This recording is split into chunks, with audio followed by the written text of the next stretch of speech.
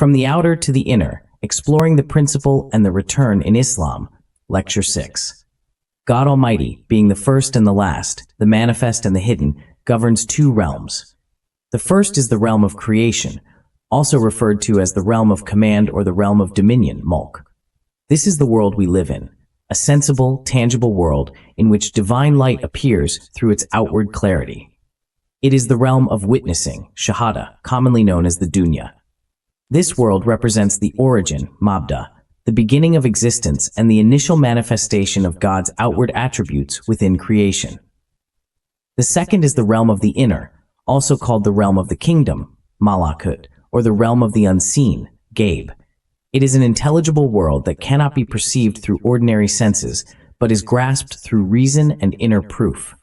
This realm signifies the return, Maad, the end of the cycle of creation and its return to the divine source.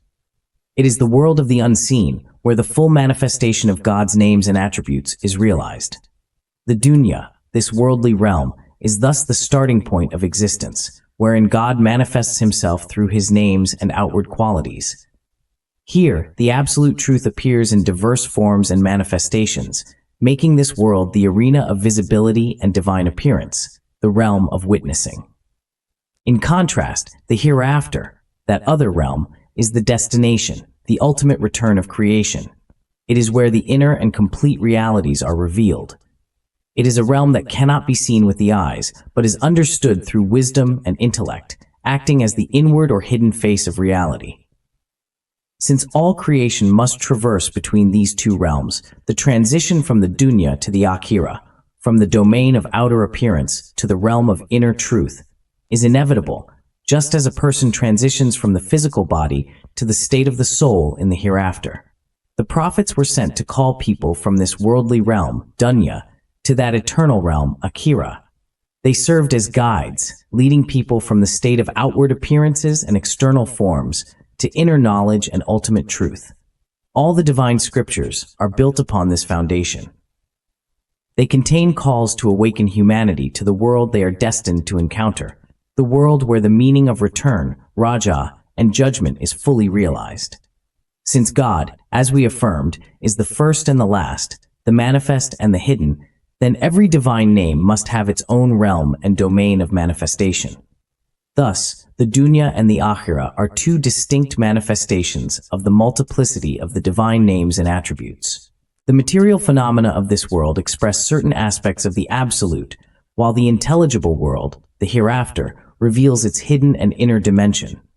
This understanding highlights that every one of God's beautiful names, al-asma al-husna, appears in a specific domain. The absolute truth is never deficient in its manifestations. Rather, its attributes are fully expressed through varied forms across the cosmos, with each manifestation acting as a channel for the self-expression of the divine essence. The Gnostic sages, Urafa, hold that all of existence is a manifestation of the absolute truth, al-haq al-mutlaq. The outer world, namely this dunya, is but a superficial layer, while the inner world, that is the ākhirah, represents the complete and true reality of being. Thus, the spiritual journey is a movement from perceiving outward appearances to realizing inner essences, from this world to that world. In his transcendent philosophy, Hikmat al-Muta'aliyah, Sadra al-Muta'alihin, Mulla Sadra, speaks of the motion of existence and the transformation between outward forms and inward substance. He sees the dunya and the ākhirah as different stages of divine manifestation. The outward is the beginning of existence, the principle, Mabda. The inward is its end, the return, Maad. He maintains that transitioning between these two realms is essential for attaining human perfection and union with God. The Gnostics regard the cosmos as a unified canvas of divine self-disclosures, Tajalli, wherein the outer phenomena, i.e., the dunya, express certain aesthetic dimensions of God's names, while the inner world, i.e., the ākhirah, reveals their Gnostic and essential meanings. For this reason, the mission of the prophets and the revealed scriptures is to redirect the heart and intellect away from worldly appearances toward a deeper recognition of the inner reality, the absolute truth. Both Gnostic thought and philosophical insight affirm that the universe is not merely a material and visible realm, but rather a woven interplay between outer manifestations and inner truths, realities which ultimately express the complete essence of God. This awareness is what opens the path of return from the confines of limited worldly life to the eternal, primordial truth of the hereafter. According to both philosophers and mystics, human beings in this world inhabit the state of Barzakh, a dark veil or existential barrier that separates the principle of existence, i.e. the point of manifest emergence in this world, from its end, i.e. the return to the original source, the ākhirah. The Quran alludes to this in the verse, وَمِنْ وَرَائِهِمْ بَرْزَخْ إِلَى يَوْمِ يُبْعَثُونَ. And behind them is a barrier, Barzakh, until the day they are resurrected. Al-Ma'ād 23 Hund. This verse suggests that Barzakh is an intermediary state, separating the life of outward existence in this world from the inward life that is unveiled on the day of resurrection. Thus, the dunya is seen as the field of appearances and manifestations, which is why God refers to it in the Quran as the realm of witnessing, alam al-shahādah, whereas the ākhirah pertains to the realm of inwardness and intellection and is referred to as the unseen world, alam al-ghaib. Therefore, the transition from this world to that world, from outwardness to full divine disclosure, is a necessary certainty. This is why Barzakh is understood to be the state through which creation passes between the two realms. According to philosophical interpretation, some people in Barzakh are as if asleep, reflecting the well-known prophetic saying, "People are asleep. When they die, they awaken." This is a metaphor indicating their heedlessness of the inner truth. Others, however, are described in the Quran as amwatun ghayru ahya'. They are dead, not alive, meaning they reside in the tombs of their corporeal bodies and will not be freed from this state until the resurrection. The Gnostics do not regard this state as a final death, but rather as a transitional stage. Whoever enters into a worldly death, they say, has awakened from the sleep of ordinary life and begun their spiritual resurrection. As expressed in the well-known prophetic saying, "Whoever dies, his resurrection has begun," meaning that death is not an absolute end, but rather the beginning of a new journey toward the complete unveiling of divine truth in the hereafter. There are two types of death. 1. Voluntary death, al-mabdaʼ al-iradi. This is the death a person undergoes before physical death, wherein the soul detaches from worldly appearances and enters a state of spiritual awakening. This is drawn from the saying, "Die before you die." In this context, voluntary death is linked to the inner resurrection, a moment in which the person rises from the slumber of the dunya, becoming conscious and awake, and thereafter enters into eternal life, wherein divine reality is unveiled. 2. Natural death. This is the death that occurs to our physical bodies, as described in the Quran. Wherever you may be, death will overtake you, even if you are in fortified towers.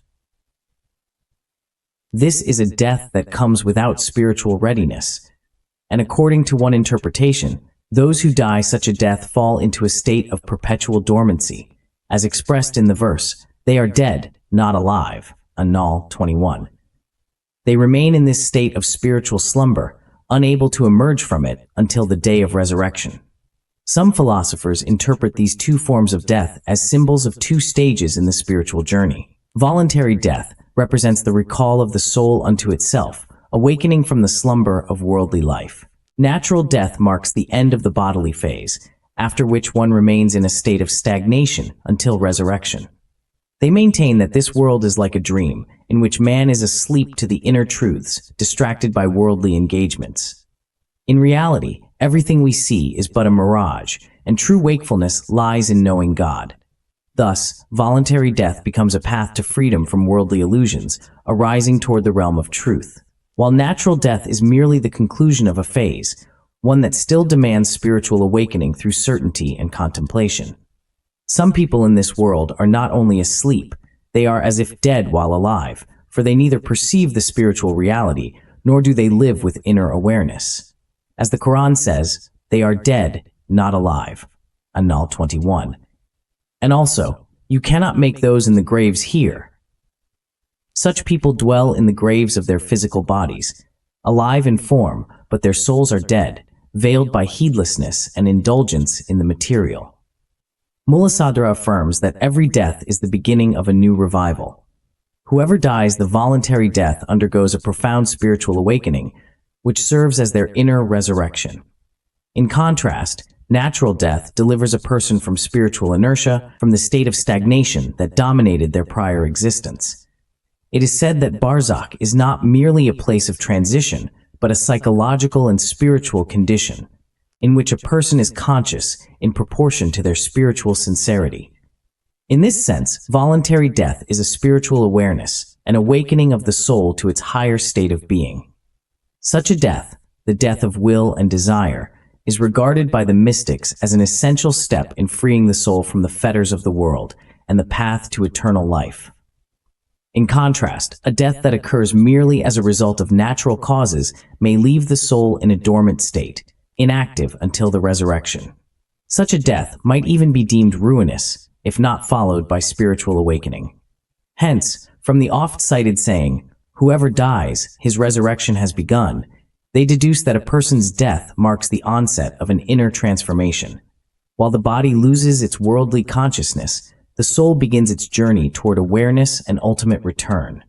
And with God's permission, this discourse shall continue in a future lecture, inshallah. You've been with the Sacred Narratives Hub by Mansoureh Shobeyri.